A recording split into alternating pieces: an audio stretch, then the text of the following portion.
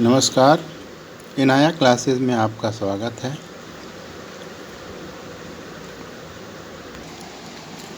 आज English grammar के episode 19 में हम लोग demonstrative, indefinite and distributive pronounce के बारे में पढ़ेंगे। Demonstrative pronoun, the pronounce which points out the objects to which they refer to are called demonstrative pronoun. Demonstrative pronoun वो होता है जो किसी भी ऑब्जेक्ट को रिफ़र करता है, बताता है, tell something about that. Demonstrative pronoun में this, that, these, those आते हैं. Example,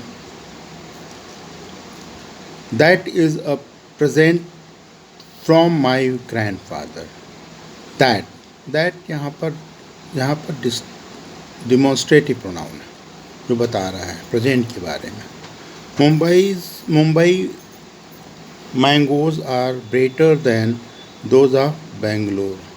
इस एग्जाम्पल में दोज डिमॉन्स्ट्रेटिव प्रोनाउन है.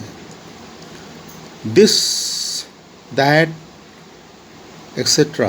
are demonstrative adjectives when they are used with noun.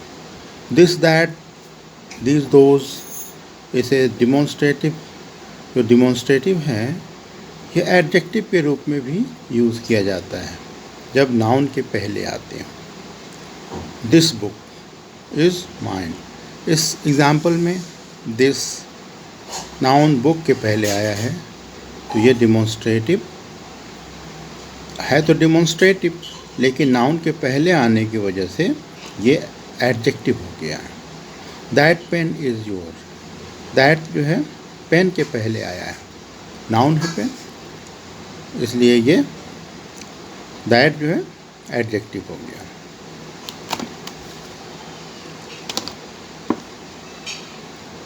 That with its plural those.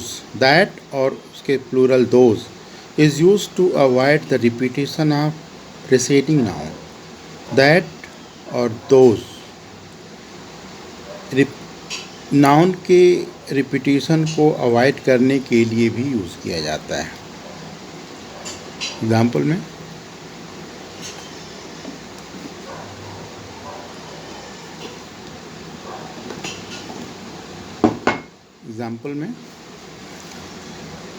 The climate of Belgaum is like that of Pune. इस example में that जो है climate के repetition को avoid करने के लिए यूज़ किया गया है. ये ऐसे सेंटेंस बन सकता था, the climate of Belgaum is like the climate of Pune. लेकिन क्लाइमेट को रिपीट होने से रोकने के लिए, बचाने के लिए इसको दैट, इसकी जगह पे दैट लगाया गया है. तो to avoid the repetition of noun, that and those are used. Second example, the streets of this city are worse than those of Ahmedabad. यहाँ पर दोज है, स्ट्रीट के लिए लाया गया है, स्ट्रीट के रिपीटिशन को रोकने के लिए. ये इम्पॉर्टेंट पॉइंट है. When two things which have been already mentioned are referred to, this refers to the things last mentioned, that refers to the things first mentioned. हम हमेशा कंफ्यूज होते हैं, हम लोग हमेशा कंफ्यूज होते हैं कि टू थिंग्स जब मेंशन किया जाता है तो दिस किसके लिए है, दैट किसके लिए है. तो ये इम्पॉर्टेंट पॉइंट है कि जब टू थिंग्स सेंटेंस में मेंशन ऑलरेडी मेंशन हो तो दिस जो है लास्ट मेंशन ऑब्जेक्ट के लिए लगाया जाता है और दैट जो पहले मेंशन किया जाता है उसके लिए लगाया जाता है. एग्जाम्पल में वर्चू एंड वाइस. वर्चू और वाइस दो हैं. Offer themselves for your choice. virtue and vice offer themselves for your choice. This किसके लिए आया है? vice के लिए. vice last mentioned है. this leads to misery and that यहाँ पे virtue के लिए है. virtue first mention है. that refer that to happiness. दो नाउन है. वर्चू एंड वाइस दो वर्ड हैं. इनको सेंटेंस में मेंशन किया गया है. तो जो लास्ट में मेंशन वर्ड है वाइस, उसके लिए दिस लगाया गया है, और जो फर्स्ट मेंशन है उसके लिए दैट लगाया गया है. दूसरा example, alcohol and tobacco. Alcohol and tobacco are both injurious. Alcohol एक वर्ड है और एक टोबैको है. इसमें फर्स्ट अल्कोहल है, बाद में टोबैको लिखा गया है. Both injurious. This perhaps less than that. अब यहाँ पर दिस आया है. दिस किसके लिए? टोबैको के लिए, और दैट अल्कोहल के लिए. तो टू वर्ड्स अगर सेंटेंस में मेंशन हो, उसके बारे में बात की जाती हो, तो लास्ट में जो मेंशन वर्ड हैं उसके लिए दिस लगाया जाता है, और जो फर्स्ट मेंशन है उसके लिए दैट लगा देते हैं. Important point. Next pronoun, indefinite pronoun. Next क्या है? Indefinite pronoun. The pronouns which refer to the things in general way but do not refers to the things are person in particular, they are called indefinite pronoun.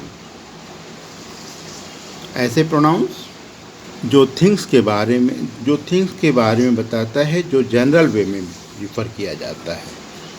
Thing या person के बारे में बताता है जो general वे में refer किया जाता है,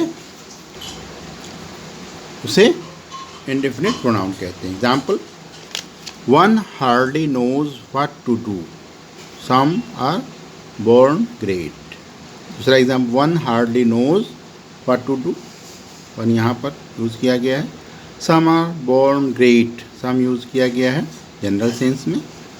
तो ये इंडेफिनिट प्रोनाउंस के एग्जाम्पल हैं. In referring to anybody, everybody, everyone, anyone, each, etcetera, the pronoun he और she is used according to the context. जब हम एनीबॉडी, एवरीबॉडी, एवरीवन, एनीवन और ईच के बारे में हम बात करते हैं, तो प्रोनाउन ही और शी जो है प्रोनाउन है, उसको सेंटेंस के कंटेक्स्ट के हिसाब से लगाया जाता है. एग्जाम्पल है, I shall be glad to help everyone of my boys in his. अब यहाँ इस सेंटेंस में हिज लगाया गया है. किसके हिसाब? एवरीवन है. हिज किसके हिसाब से लगाया गया है? बॉयज़ के हिसाब से. It is more usual to use a plural pronoun except in every formal. कुछ फॉर्मल इंग्लिश को छोड़कर अब प्लूरल प्रोनाउन यूज़ करना ज़्यादा अप्रोप्रिएट हो गया है. दे, देम, देयर, प्लूरल प्रोनाउंस हैं, इनको यूज़ किया जाता है. एनीबॉडी, एवरीबॉडी, एवरीवन, ईच के लिए anybody can do it if they try. Anybody के साथ दे, प्लूरल प्रोनाउन यूज़ किया जाता है. Each of them had their share. Each है, इसके लिए प्लूरल प्रोनाउन देयर यूज़ किया जाता है. नेक्स्ट है distributive pronoun. Each, either, neither are called distributive pronoun. Each, either, neither को distributive pronouns के कैटेगरी में रखा जाता है. Because they refer to person or thing one at a time. For this reason, they are always singular and as such followed by verb in the singular. Each, either, neither distributive pronoun के example हैं. ये हमेशा singular में रहते हैं जब दो की बात की जाती है, और सिंगुलर वर्ब भी लगाए जाते हैं. Each is used to denote every one of the number a person or thing taken singly, each को सिंगुलर के लिए लगाया जाता है. either means one or other two, one or the other. either जो है दो में से एक की बात की जाती है तो either का यूज़ किया जाता है. neither means not the one nor the other of the two. neither का यूज़ तब होता है जब दो में से किसी एक की बात ना की जा रही हो. ये either का निगेटिव सेंस है.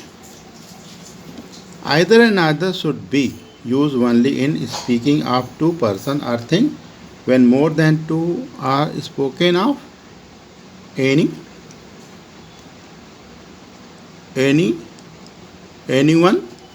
none should be used. no one, none should be used.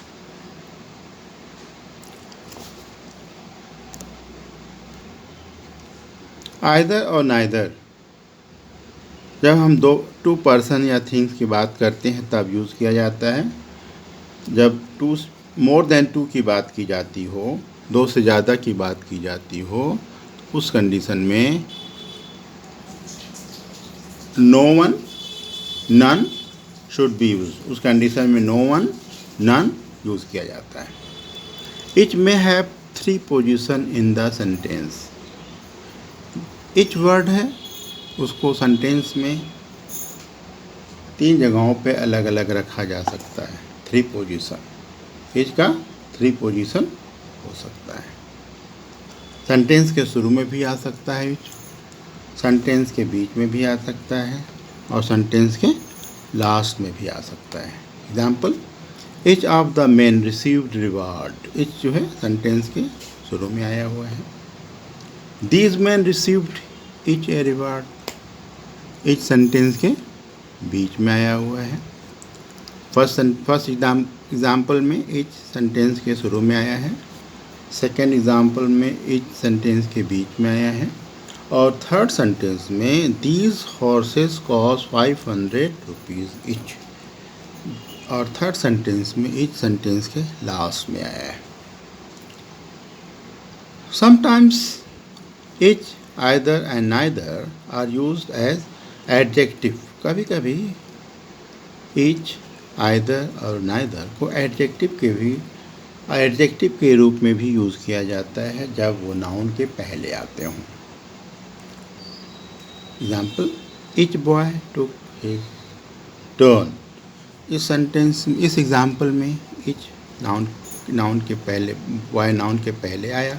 Boy noun है, के पहले इच आया, तो ये इस सेंटेंस में इच एडजेक्टिव का रूप है. It is in the form of adjective. Neither accusation is true. Accusation यहाँ पर नाउन है, नाइदर यूज़ किया गया है इसके पहले. एक्यूजेशन पहले नाइदर यूज़ किया गया है. आज की क्लास में बस इतना ही. नेक्स्ट वीडियो के साथ हम फिर प्रेजेंट होंगे. जय हिंद.